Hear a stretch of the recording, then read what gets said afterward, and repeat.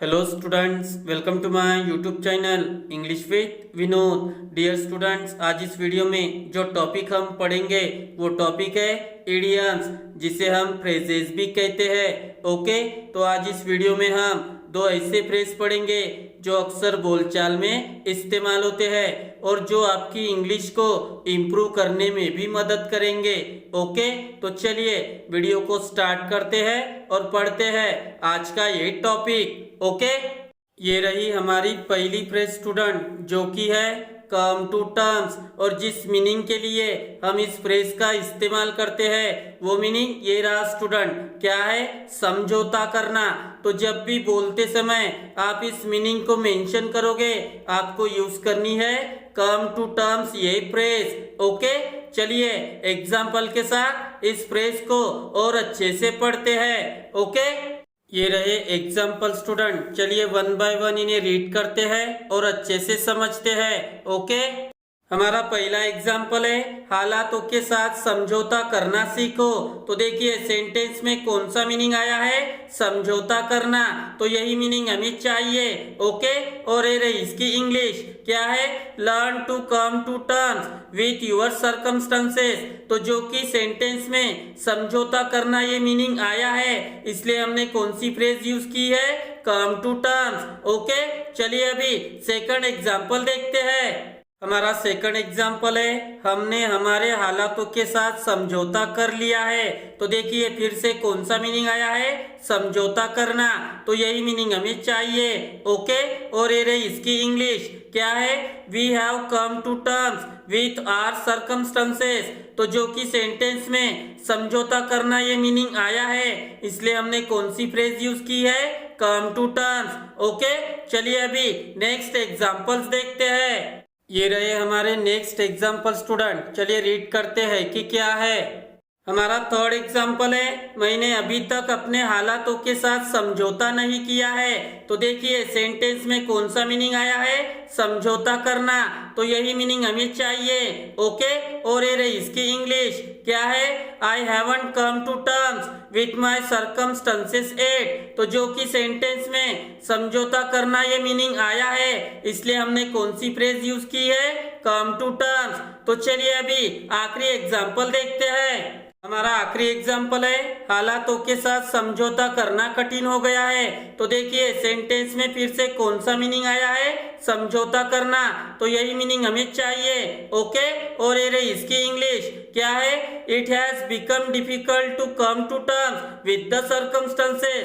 तो जो कि सेंटेंस में समझौता करना ये मीनिंग आया है, इसलिए हमने कौन सी फ्रेज यूज की है? Come to terms. Okay students, come to terms एक फ्रेजल वर्ब है और फ्रेजल वर्ब हमेशा वर्ब फॉर्म से शुरू होती है। तो यहाँ पर वर्ब है कम, तो अकॉर्डिंग टू टेंस ये वर्ब फॉर्म चेंज हो जाएगी, जैसा हम हर फ्रेजल वर्ब में करते हैं। ओके, और एक बात आपने यहाँ पर नोटिस की है स्टूडेंट, कौन सी? तो देखिए हर सेंटेंस में कम टू टर्म्स के बाद विथ ये प्रीपोजिशन आई है, तो आपको ये कंपलसरी लेनी है और इसके बाद आपको वो वर्ड्स पुट करने होंगे जिसके बारे में आप सेंटेंस में बोल रहे होंगे। ओके, चलिए अभी सेकंड फ्रेज देखते हैं।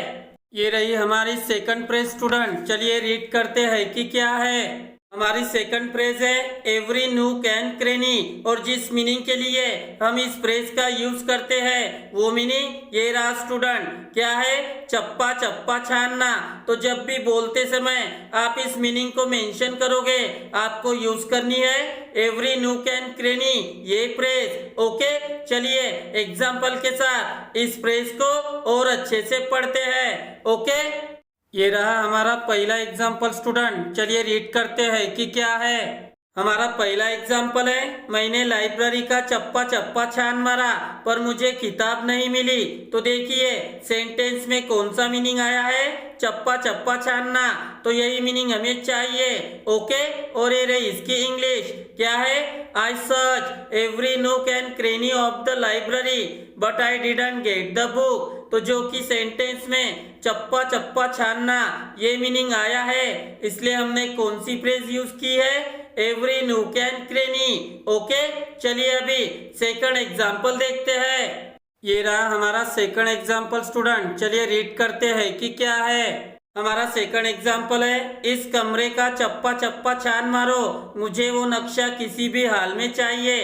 तो देखिए सेंटेंस में कौन सा मीनिंग आया है, चप्पा चप्पा छानना, तो यही मीनिंग हमें चाहिए। ओके, और ये रही इसकी इंग्लिश क्या है, search every nook and cranny of this room, I want that map by all means. तो जो कि सेंटेंस में चप्पा चप्पा छानना ये मीनिंग आया है, इसलिए हमने कौन सी फ्रेज यूज की है, every nook and cranny. Okay, चलिए अभी आखिरी एग्जाम्पल देखते हैं।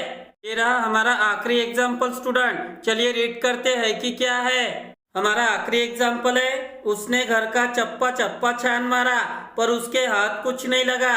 तो देखिए सेंटेंस में फिर से कौन सा मीनिंग आया है, चप्पा चप्पा छानना, तो यही मीनिंग हमें चाहिए। ओके, और ये रही इसकी इंग्लिश क्या है, he search every nook and cranny of the house but he didn't get anything. तो जो कि सेंटेंस में चप्पा चप्पा छानना ये मीनिंग आया है, इसलिए हमने कौन सी फ्रेज यूज की है, every nook and cranny. Okay, तो स्टूडेंट्स आज हमने दो फ्रेज पढ़ी, पहली थी कम टू टर्म्स और दूसरी थी एवरी नूक एंड क्रेनी। तो मैं चाहता हूँ कि आप इनका अच्छे से स्टडी कीजिए और इनके सेंटेंसेस की ज्यादा से ज्यादा प्रैक्टिस कीजिए ताकि आपकी इंग्लिश और इम्प्रूव हो सके।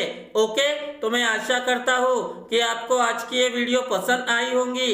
अगर पसंद आई हो तो प्लीज लाइक कमेंट शेयर और मेरे चैनल को सब्सक्राइब जरूर करें मेरे आने वाले वीडियो को देखने के लिए।